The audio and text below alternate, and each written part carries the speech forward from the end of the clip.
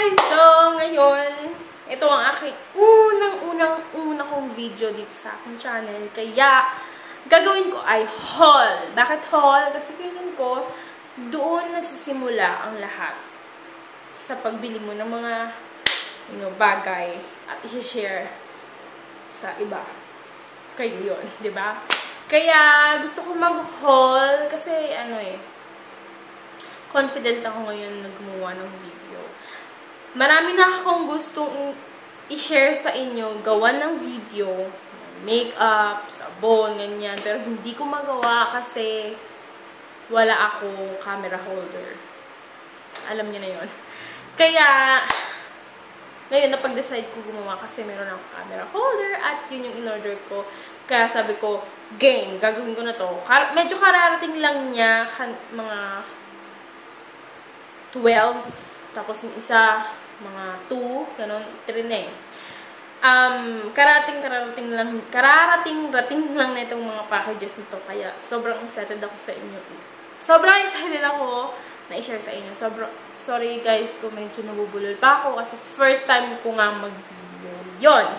Kaya, nga pala, yung mga products na to, lahat to ilalagay ko sa description box.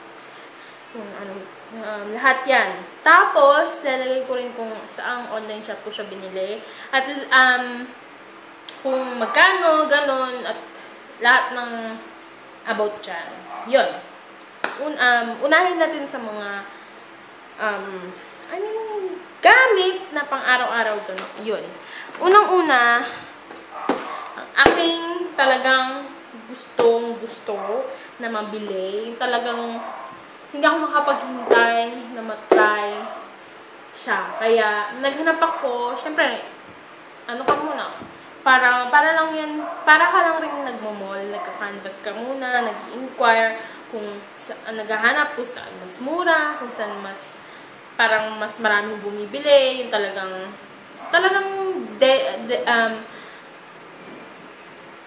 kumbaga sa IG kasi, yung mas sikat, yun. Ewan ko lang. Mas marami lang yung followers na. Yun. Itong Lazy Bracket mobile phone. Sa atin tawag daw natin dito is Lazy Pad for phones. Tapos meron din Lazy Pad na para sa mga tablet. Kaya meron din sila. Kaya kung gusto nyo, order kayo sa kanya. Ayan. Ito siya. Nakalimutan ko kung magkano to eh. Pero nag-canvas ako sa Trinoma. 350 pataas yung Lazy Pad nila. Medyo namahalan ako. Siyempre, ano ka ba? Kaya, ayun, naghanap din ako sa IG, sa Facebook, pero yun, ito na talaga. Yan. Gamit ko siya ngayon kaya hindi nyo makikita. Color pink. Siyempre. Tapos sunod, itong hair dryer or hair blower in color na, violet. Meron akong biniling isang ganito, pero ibang design. Black and white siya. Tapos, sa ibang shop ko siya binili.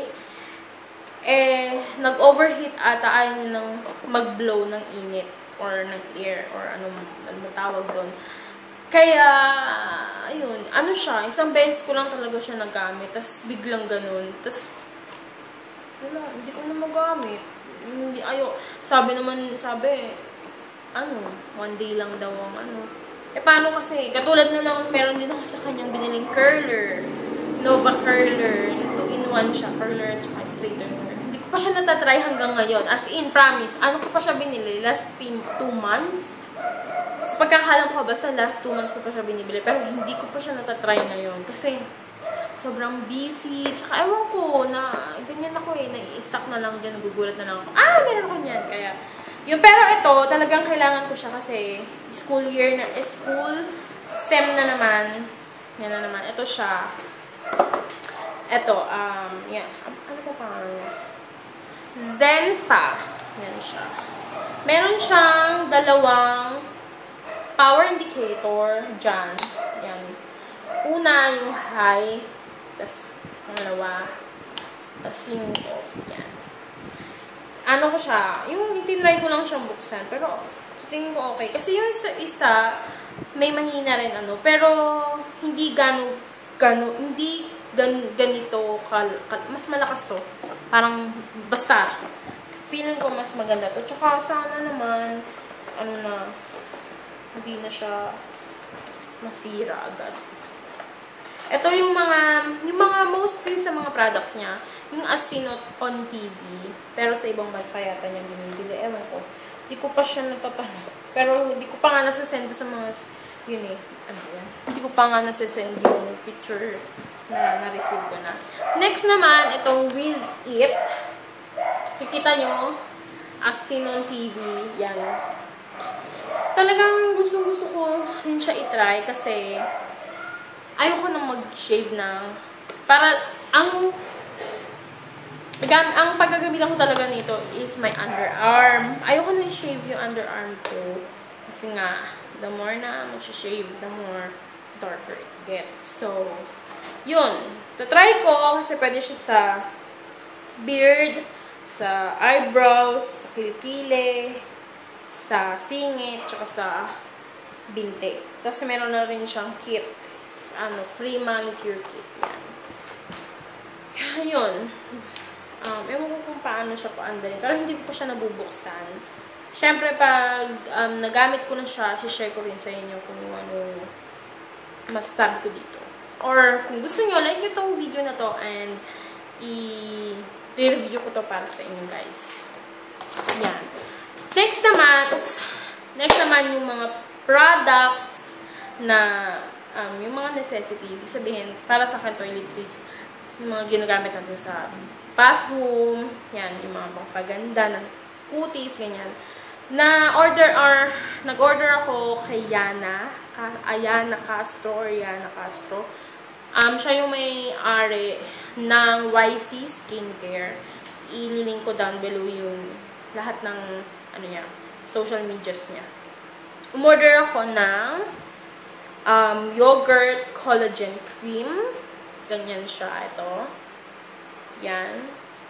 Yogurt collagen cream. Night cream to. Night cream. 200 pesos siya. Yan. 200 pesos. Tapos, umorder din ako ng sunblock. Ito, pore minimizer and oil control sunblock with SPF 150. Yan. Actually, kaya ako siya kasi wala pa akong mahanap na magandang primer para sa aking oily face. Meron akong aatenan ngayon na bazaar ngayong November 8 kasi 7 and 8 and 9 yung bazaar sa World Trade Center. Bibili ako ng Stay Matte na primer tsaka Stay Matte din na foundation. Pero gusto ko rin to i-try to kasi may antaas ng SPF niya and pore minimizer pa siya. Kaya gusto ko siya talaga i-try. Thumbs up this video para sa aking review nitong product na to. And next naman, yung underarm set. Ito siya.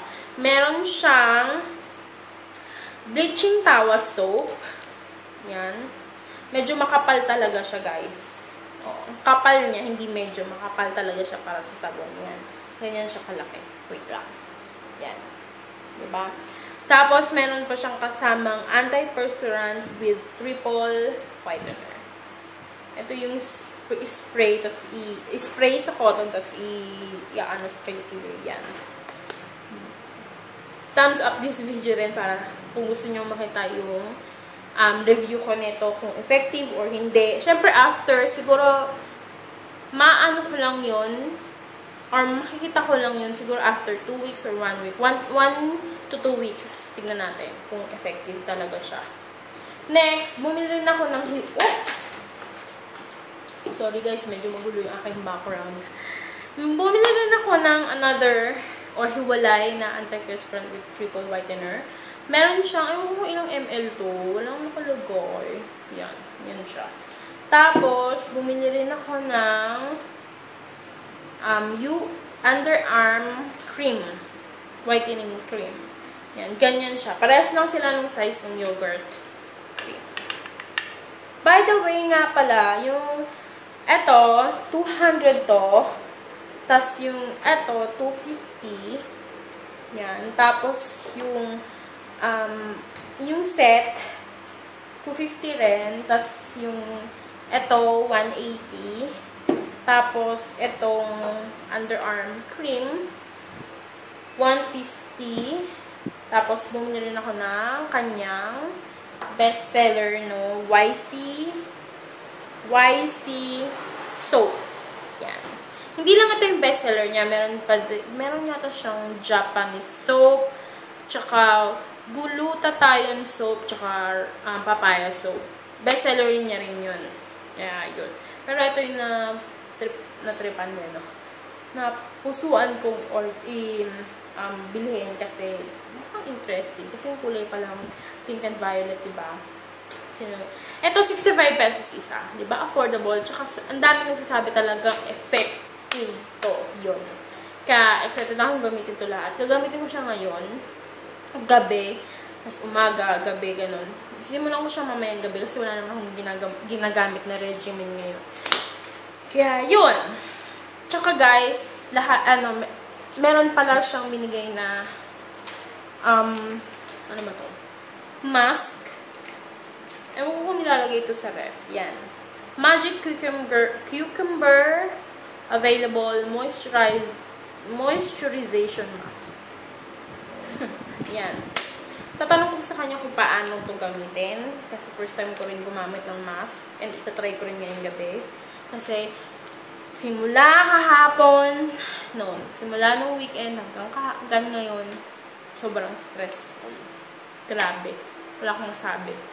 Yun guys, yun lahat ng mga in-order kong products. Kahapon ko siya in-order, ngayon dumating ka. Sobrang fast transaction. Yung mga Asinon TV na mga products, hindi ko siya in-expect na darating ngayon. Kasi ang sabi sa akin ng seller, 1 to 4 days yung expecting day na darating yung package. Ngayon, sabi ko, wow, talagang mabilis. Kaya, ayun, lahat yan. Yun nga, ulit-ulit. Kahapon ko, sinend yung payment din. Ngayon lang rin. Ngayon din dumating. Grabe, ang bilis. Parang kahapon lang. Diba? Yun guys. So, yung mga products na yan, nililist ko rin sa description box. Lahat-lahat ng information.